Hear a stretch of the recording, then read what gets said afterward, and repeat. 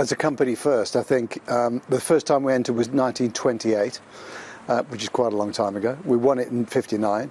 But more importantly, if you look at today, if I take Valkyrie, which was a hypercar for the road that we turned into a race car to go compete in the hypercar class. So it's a genuine connection, as it was in the origins of Le Mans, between a road car and a race car. Of course, we had to modify it quite a bit to make it work, but it's very exciting. Talk a little bit about what the brand gets out of the race. Obviously, this is an iconic race. What do you get from it as a company? I think if you compare it with our Formula One activity, the media coverage is a fraction of the pure global awareness that F1 gets. But if you look at people that are interested in high-performance vehicles, it's much more relevant. So it's a smaller audience, but it's almost self-selecting, because most people that buy supercars, hypercars, sports cars, they love endurance racing. Why? I've used the stats we all have before. Until Formula One got a lot bigger in terms of number of races per year, when it was only 16 races, that's exactly the same as a 24-hour race. So Le Mans is the same as a full season of Formula One back 10 years ago, and faster. So from a technical challenge point of view, a people challenge point of view, it's got to be the most demanding, incredible sport in motorsport. How do you deal with the tariff situation as a manufacturer that cannot produce cars in America? I mean, the whole point of buying an Aston Martin is buying a British sports car. So what can you do?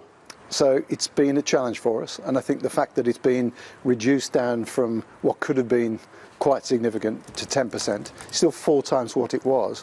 But if you break that down, with a little bit of work between us, the dealers, and our customers, we can get through this. So clearly we're still waiting for this to be activated, and we're reassured that that will happen in days and weeks, not months. So it's been agreed but not implemented yet. But we took plans ahead of time in anticipation of this. So we stopped shipping cars for 2 months. We did them all early. We've hung off a little while. It should shake out. We're ready to go end of June, early July. Watch this space.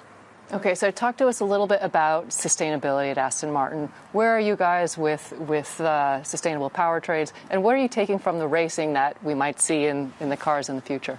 So I think from a Le Mans point of view, it's probably the furthest away from our sustainability strategy. Why?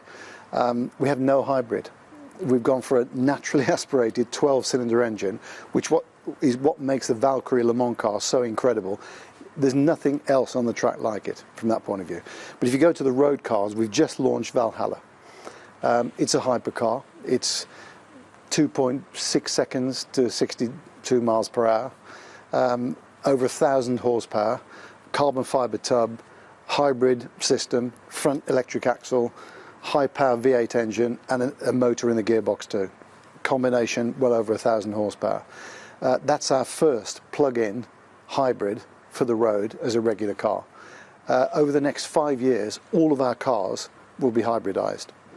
And then within the 10-year window, we'll have launched 1 or maybe 2 electric vehicles. But we certainly see for the next 10 years, until 2035, let's say, the majority of our business now will be electrified combustion engine systems that massively reduce real-world emissions, but also give, more importantly, way more horsepower than the current products.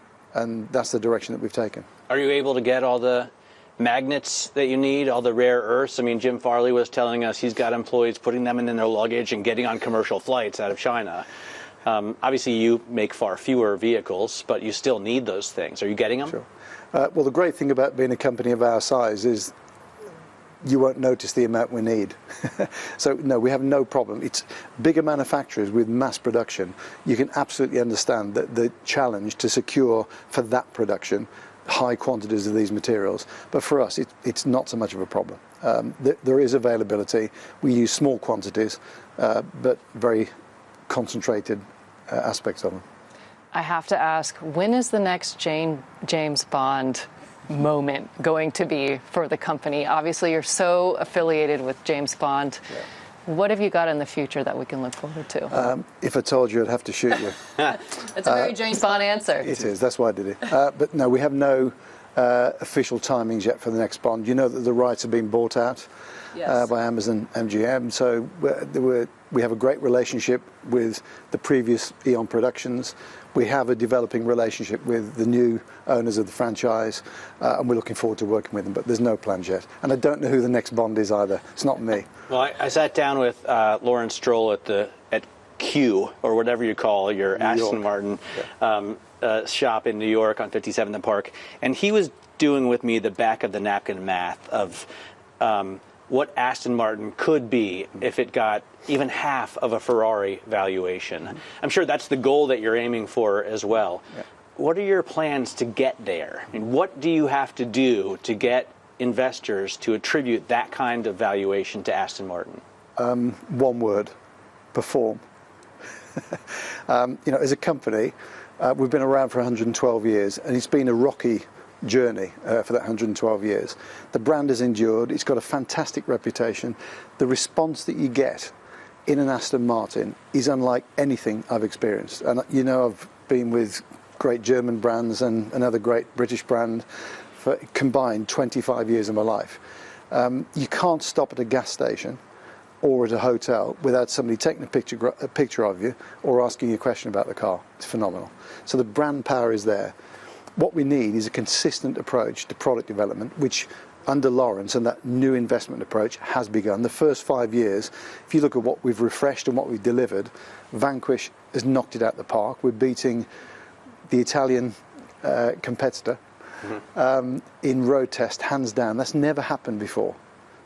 We've been accredited being better looking in certain products, but never on a track in absolute extreme conditions. The Aston's the best. So we build cars that work, they look fantastic, but we've really got to now, with this transition between the current product range, the hybrid range and electric, we've got a whole strategy, which I can't talk about in detail today, which will rely on less volume growth, more quality of margin, quality of business, operational excellence, all the quite boring stuff that makes great companies even greater. We've all done it before, and that's what we intend to do here. So we've got the brand, we've got the performance, we've got the design, we've now got to make the business as beautiful as the cars.